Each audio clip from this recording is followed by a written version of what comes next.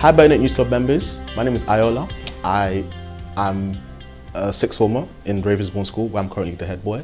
I want to read mathematics at university and I'm a Cambridge hopeful, that's my first choice university. I'm here today to talk to you guys about gentrification and the housing crisis in the UK. And this is because I myself am a young person living in London and soon enough hoping to get on the housing market, as well as you I'm sure. And I feel as young people, we should be able to voice our opinions on this issue.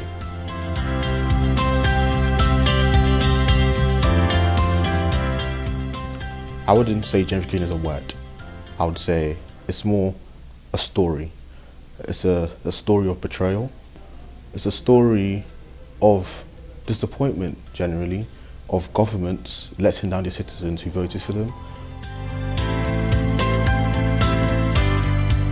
My personal solution to gentrification would be one of a few things actually. The first one would be rent control, as we have seen done in Berlin, where landlords can't increase their rents by more than 10% in one go.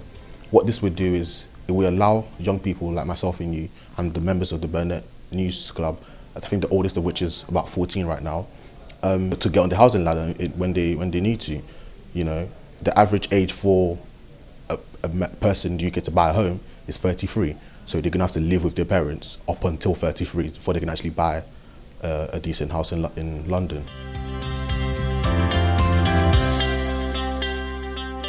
Usually what happens is when places become gentrified, the people living there get moved away and they find the area develops, but they can't benefit from that development anymore. Gentrification is often praised for bouncing back or reviving communities, but what usually happens is we see the poverty bounced elsewhere. So gentrification doesn't solve the problem, it simply just paints a pretty picture and says, there you go.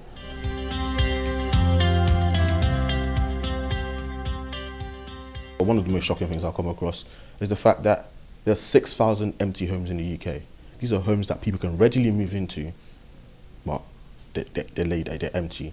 Whole streets, both sides of the road, empty because we have foreign investors who have chosen to buy it out with no intention of living there or renting it out. They simply hold it as an investment.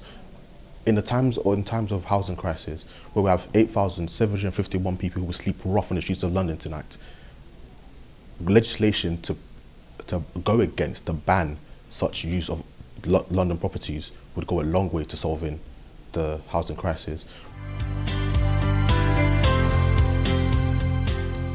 Diversity is key in any community, in any place where you live. You want to sometimes experience something new.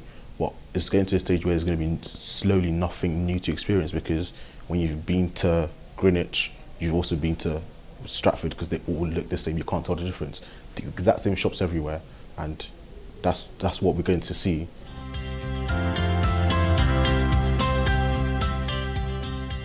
A need in a community, a good school. A need, a community spirit, or a place where you feel like you belong. A place where you don't feel like you're a stranger.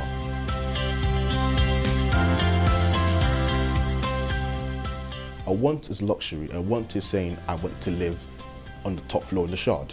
That's clearly a want you don't need. It's not a necessity. You don't need it to survive. But people need a good schools for their children to go to. They need to be able to afford where they're living, somewhere where you can thrive and grow, somewhere where you can establish your base, because that's what essentially a home is.